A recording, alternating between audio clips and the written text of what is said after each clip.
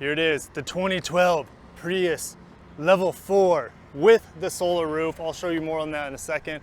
I am going to take these hubcaps off, or wheel caps. There's some really cool black glossy wheels underneath. I just got to put a center cap in. Those are coming in. They haven't come yet, but I want to do the review as soon as possible with you guys today. You have LED running lights at the bottom for your daytime running lights. I do like the look of this third gen Prius more than the fourth gen. They refreshed that fourth gen for the 2019 model year, so it looks a little bit better. This is still my favorite one. And the dark windows, the black roof, once I get these wheel covers off, it's going to complete the look of the car. So this is a level 4. You get a sunroof with a level 4. I don't think you get it on the level 5. And then if you look back here, this is the solar roof. So it runs the fans on the car. You have remote AC. And I just love the spoiler, how it comes out so far. That's not unique to this build or anything. This car had the Prius rear bumper applique from the factory. Opening up the back here, it looks like it's brand new. So a little bit about this car. I believe I'm the third owner. It only has about 48,000 miles on the vehicle. No damage, no accidents. And at the time of this recording, this car is about 8 years old. It looks awesome, and I couldn't be happier to get this vehicle, not only for my family, but for you guys, the Luxurious Fleet. I'm gonna make tons and tons of videos about this vehicle. So let's go ahead and get on the inside and I'll tell you all about my impressions of this very, very clean 2012 Toyota Prius. Now, on the inside of this Prius, it's not a whole lot different than any other third gen Prius. The options in this particular one, well, of course I have the sunroof. I talked about the solar roof already. This is the larger navigation screen, and you know, it's a touch screen. I can you know, put in maps here. You can see where I'm at if you guys want to creep on me real bad. But you know, what I like most, and I turn this screen off a lot, but it's just what is the hybrid system doing at any given time. The coolest, I guess, party trick of this is to put CDs in. It goes in right there, and you just close it with this button. This setup here, you can probably see heads-up display, Navi, which is putting the Navi on your heads-up display. Heads-up display, I hope you guys can see it. I don't know if you can. The standard is just miles per hour, and I press it again and it'll show me if I'm in EV mode, what my power bar is. If you guys are familiar with the Prius, the power bar. But if you look here, that's where the speedometer is. I don't know if you guys can see what's going on, just because of the screen's refresh rates make it a little bit blinky and whatnot.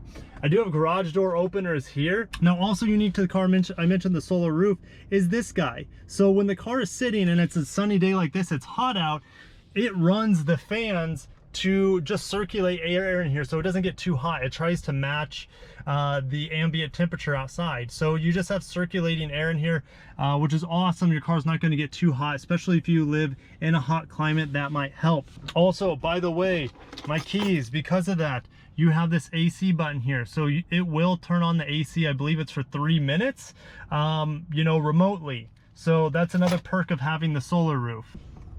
Also, with the build I have, you have the JBL sound system. You guys can see that now. It was in the shadows a second ago. You have the JBL sound system in here. It sounds okay. I think the base level systems, even on a Lexus, sound better. These are all auto windows, which I thought is pretty cool for a budget-minded car. I do like the shifter. Some people hate the Prius shifter. I don't mind it that much. And down here is going to be your heated seats. Strange place for them, I know, but it's not that hard to get to them. Some people complain about this. Just suck it up, Buttercup. So a lot of you guys have been wondering, Kirk, your channel has built its foundation on Lexus and a little bit Toyota as well. It's hard to distinguish the two. And a lot of you are like, why don't you get a Lexus? Well, the first reason is, one, the Matrix was giving me a lot of issues. Super reliable vehicle, and I still would recommend, you know, the Toyota Matrix if you can find one. But I didn't want to keep doing maintenance on it. There was some strange pulley noise coming from the engine compartment, and I didn't know what it was, and I wasn't gonna drop a whole bunch of money on that car to fix it, and I already had dropped quite a bit of money trying to figure it out. So I decided to get rid of it and get my wife's favorite car, which is a Prius. When we first started dating, she had a Prius. I loathed the thing, and in Florida, that thing was great. While we were first dating, it was an amazing vehicle.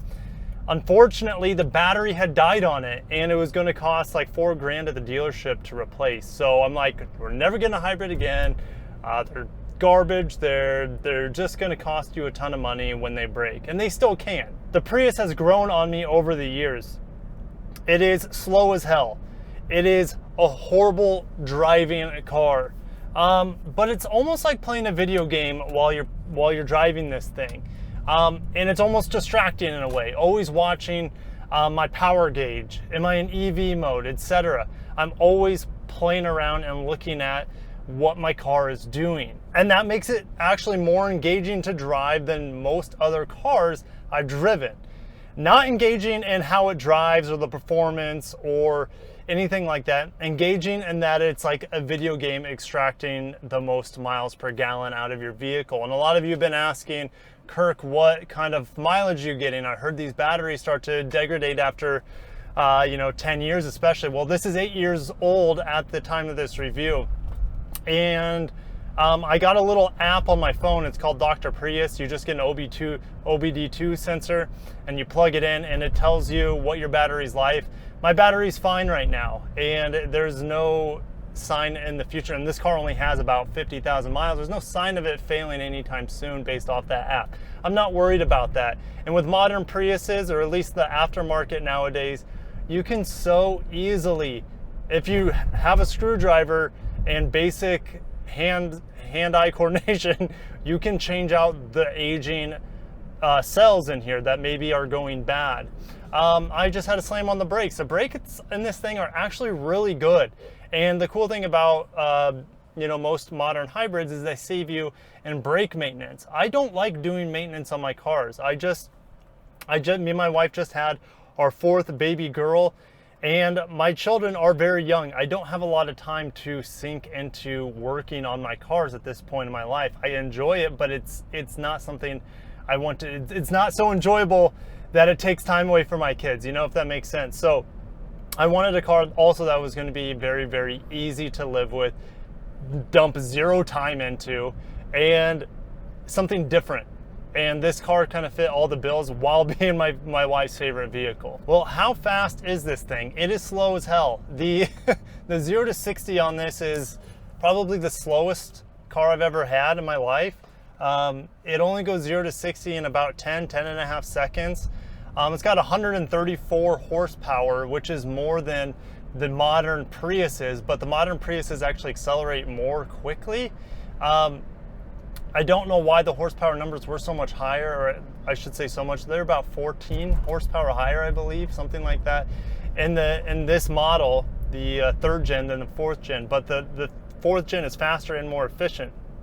They've been able to reduce the weight of the new one just a little bit and work on the efficiency of the electrification, and that's why it is a little bit quicker despite its lower power numbers on paper. Now, since this is a Prius, a lot of you are probably asking, what am I getting miles per gallon? Well, I haven't owned it long enough to tell you.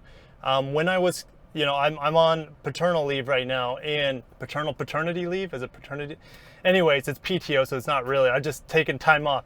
So back to miles per gallon. When I was commuting, I was getting upper 40s, low 50s miles per gallon, just depending. That's pretty darn good. Most of my drives in the past week or so have only been in the, I would say, mid to low 40s. A lot of my driving trips have been to the grocery store and back, to Target and back, to Starbucks and back, like 5-minute trips or less. And that's not even enough time to warm up an internal combustion engine on here. So it's not very efficient until everything gets up to operating temperature. Everything gets, the juices flowing per se. So that's why I believe I was getting better fuel mileage on my normal 15-minute commute. I was getting, close to 50 miles per gallon instead of mid to low 40s. I just had to pass this bus here, and there's no hesitation. This car doesn't have a lot of power, but when you want to give it the beans, it goes. So I'm going to punch the throttle here. I'm just coasting at 35 miles an hour. I'm going to punch it.